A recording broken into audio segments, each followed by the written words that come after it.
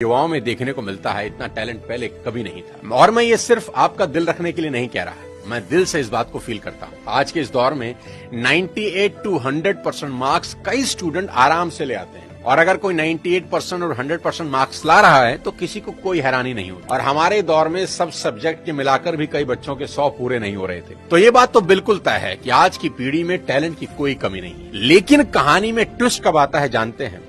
जब बच्चे 14 से 20 साल की उम्र में होते हैं। अब इनके हार्मोन्स जम करने लगते हैं, और इसका सबसे गंभीर असर ये होता है कि ये हार्मोन्स बच्चों को पेरेंट्स से दूर कर देते हैं, क्योंकि इस उम्र में बच्चों को चाहिए आजादी, और माँ बाप वो आजादी देते नहीं, क्योंकि वो जानते हैं इस तरह की आजादी के लिए ये उम्र सही नहीं है। तो पेरेंट्स रोकते हैं, समझाते हैं, उनको पता है ये उम्र फिसलने वाली है, यही वो उम्र है जिसमें फ्यूचर बन भी सकता है और बर्बाद भी हो सकता है। अब यहां बच्चों को लगता है कि यही दो लोग मेरे दुश्मन हैं। यहां बच्चे अब माँ बाप से झूठ बोलना शुरू कर देते हैं, चीजें छुपाना शुरू कर देते हैं। बच्चों को अब दोस्तों के साथ रहने में ज्यादा मजा आने लगता है। अपने ही माँ बाप अब दुश्मन दिखाई पड़ने लगते हैं। अगर किसी बात पर माँ बाप डांट दें तो आजकल के बच्चों का एक फेवरेट डायलॉग है, आवर पेरेंट्स आर आउटडेटेड। पापा आप सठिया गए हो। और अगर बच्चे ऐसा कर रहे हैं तो मुझे इसमें कोई हैरानी की बात नजर नहीं आती। ये नेचुरल है, सभी करते हैं। 25-30 साल पहले हम भी यही करते थे, और आज के कोई 25-30 साल के बाद इनके बच्चे भी ठीक इसी इंटेंसिटी से ऐसा ही करेंगे। ये साइकिल चलता रहेगा। अरे आपको दिक्कत क्या है हमसे? कम से कम हम कोशिश तो कर रहे हैं ना।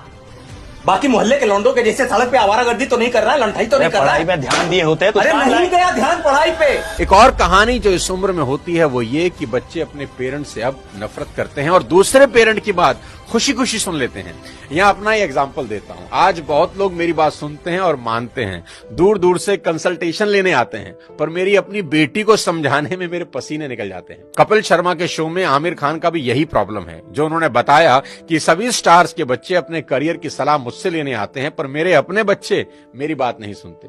बच्चे बात सुने या ना सुने ये मेरी प्रॉब्लम नहीं है, मेरी चिंता कुछ और है, वो बताता हूं आपको। अभी कुछ दिन पहले मैं एज अ चीफ गेस्ट अपनी बेटी के स्कूल में गया, जहां उनकी प्रिंसिपल ने मुझे इनवाइट किया। उनका कोई एनुअल डे प्रोग्राम था। मैंने वहां भी यही कहा कि मेरी चिंता बच्चों की परसेंटेज को लेकर कुछ ज्यादा नहीं है, क्योंकि पिछले 20 साल में कोई 200 से ज्यादा कॉर्पोरेट्स को मैं ट्रेन कर चुका हूं, और मैं जानता हूं कि स्कूल और कॉलेज में पढ़ाई जाने वाली 90% बातें जिंदगी में कहीं काम नहीं आती, और 90% बातें जो जिंदगी में काम आती हैं वो स्कूल और कॉलेज में पढ़ाई ही नहीं जाती। मुझे तो याद ही नहीं कि कब sine theta upon cos theta is equal to tan theta मैंने अपनी जिंदगी में कहीं इंप्लीमेंट किया।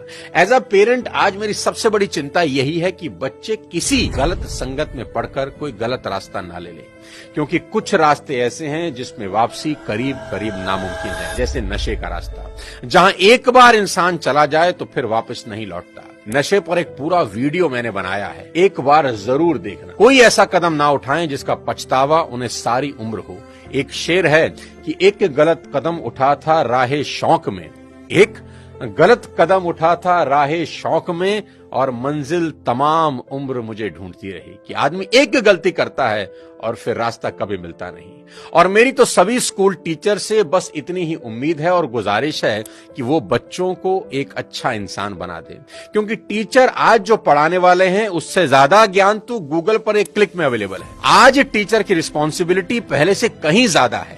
वो अपने स्टूडेंट्स को मॉरल वैल्यू सिखा दें, बस देश के लिए कुछ करने का जज्बा उनमें भर दें तो सोने पर सुहागा हो जाए।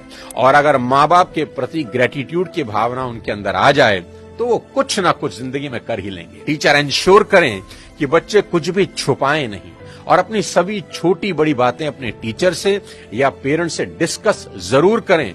उन्हें समझाएं कि अगर कोई भी प्रॉब्लम है तो उसका हल जरूर है।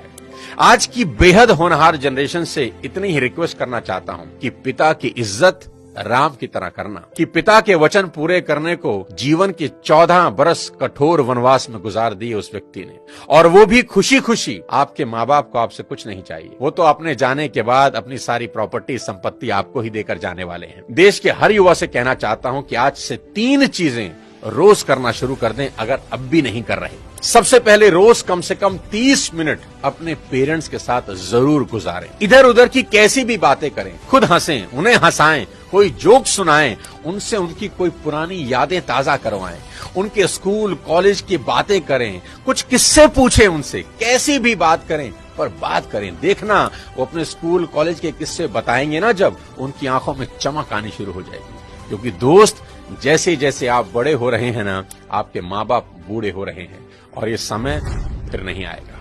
उनके जाने के बाद बड़ा अफसोस होता है कि काश ये कर लेता, वो कर लेता। उनका कर्ज सारी जिंदगी नहीं उतार सकते, पर अपना समय उनको देकर उस कर्ज का इंटरेस्ट जरूर भर सकते हैं। मुनव्वर राणा का एक शेर है कि लौट कर जैसे भी हो ऐ जाने पिदर आ जाना, लौट कर जैसे भी हो ऐ जाने पिदर आ जाना, ऐसी वैसी जो खबर सुनना तो घर आ जाना, और वक्त रुखसत हमें इज्जत से सलामी देने, जब डुबोने लगे दरिया तो नजर आ जाना। आस पास ही रहना अपने माँ बाप। दूसरी बात, भूल कर भी उनसे ऊंची आवाज में कभी बात न करें। उनको कभी ये एहसास ना हो जाए कि अब हम बूढ़े हो रहे हैं, कमजोर हो गए, इसलिए हमसे ऐसे बात की जा रही है। याद रखना, आपकी वजह से उनकी आंख से निकला एक आंसू आपकी तमाम जिंदगी बर्बाद कर सकता है। माँ बाप तो फिर भी माफ कर देंगे, पर वो माफ नहीं करेंगे। तीसरी सबसे इंपॉर्टेंट चीज, बिना माँ बाप के पैर छुए घर से मत निकलना। अपने दिन की शुरुआत उनका आशीर्वाद लेकर ही करना। मैं आपको ये अपने पर्सनल एक्सपीरियंस से बता रहा हूं कि ये एक ऐसा सुरक्षा कवच है जो आपको बड़ी से बड़ी मुसीबत से बचा देगा। दिल से दिए उनके आशीर्वाद को भगवान भी नहीं टाल सकते। बस ये 3 चीजों पर अमल करना शुरू कर देना मेरा दोस्त। मेरा दावा है देवता भी आपको आगे बढ़ने से नहीं रोक पाएंगे। मैं चाहता हूं कि आप इस वीडियो को पूरे देश के नौजवानों को भेज दें, हर माँ बाप को भेज दें। हर माँ बाप अपने बच्चों के साथ बैठकर ये वीडियो जरूर देखें। बच्चे अपने माँ बाप के साथ बैठकर इस वीडियो को देखें। बहुत सी चीजें हम रोज शेयर करते हैं व्हाट्सएप पे, यूट्यूब पे, यहां वहां से, पर आपसे रिक्वेस्ट है कि इस वीडियो को पूरे देश में शेयर कर दें और मिलकर भारत को एक बेहतर भारत बनाएं। अगले किसी और वीडियो के साथ फिर आपसे मुलाकात करूंगा। तब तक अपने स्वास्थ्य का ध्यान रखिए। Thank you so much. जय हिंद।